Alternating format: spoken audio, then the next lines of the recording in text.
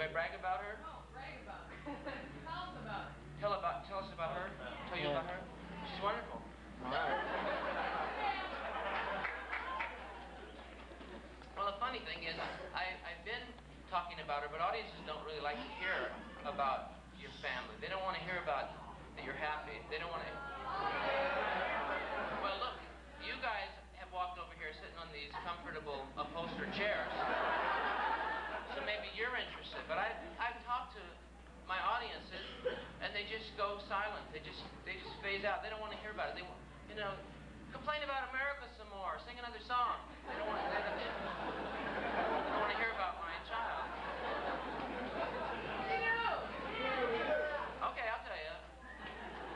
See, I think it's amazing, really.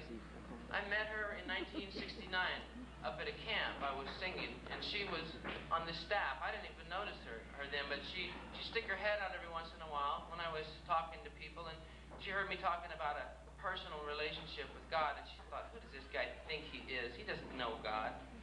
You know, she thought he and I went out to the movies or something. So that was probably 50 miles away from Hollywood. And a couple months later, I was in a restaurant, and I guess it could be obnoxious if you walk up to people and witness to them, but I always felt if God was saying, go talk to that person, then it was okay, because they were going to become a Christian, or you were watering, you know, you were planting seeds.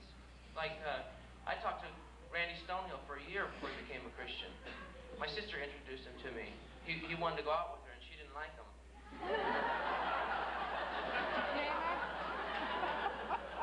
So, it was kind of mean, but he lived in San Jose, and she lived in Los Angeles. And Randy was, from the age of 13, already doing drugs and had lots of girlfriends. So, my sister invited him down to LA for the weekend. He thought, great, she finally likes me. He flew all the way down, and when he got to her house, he found that it was my house. And she wasn't there, and I was. It was mean. It was not nice. So Randy spent the weekend with me. He had drugs in his pocket. I witnessed to him. He had these things called beans, which were like uppers. And the second day we were together, he got out he went into the bathroom to wash his hands supposedly, but was going to do more beans. He got out his beans and discovered that he'd crushed them all. He'd sat on them and they all broke, and he had just a bag full of powder. So he thought it was a miracle, because he didn't know anything about Jesus. He was Jewish, but he thought, this must be what Larry's talking about. God is trying to keep me from taking drugs. Well, it won't work. And he licked the bag.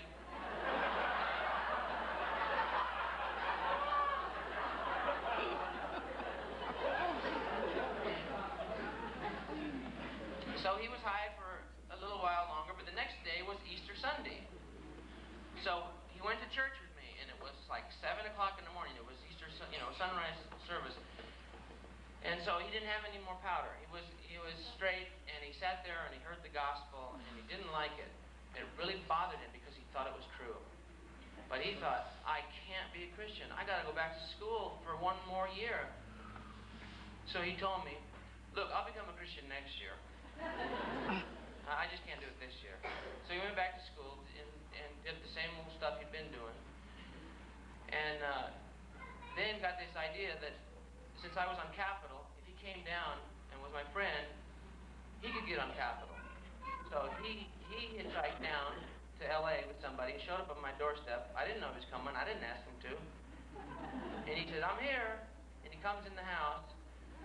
So I didn't know that on the way down, he'd been telling this guy, now listen, we're going to get to Larry's house, but he always talks about Jesus, so just ignore him. Just go, just do what I do. Just say, yeah, sounds good. So he and this guy come in, they sit down in the living room, and then Randy says he's hungry. So I said, okay, you both want something to eat? No, just Randy was hungry. So we go in the kitchen. So I'm making him a sandwich, and I'm talking to him about Jesus. And he just kept saying, he'd write me letters over that year. I'd write to him, he'd write back, and he'd just say, I really like you, but, I'm not so bad. You don't need to save me. I'm okay. So I was witnessing to him while he's eating, and he goes, you know, I really like you, but I just got here, you know.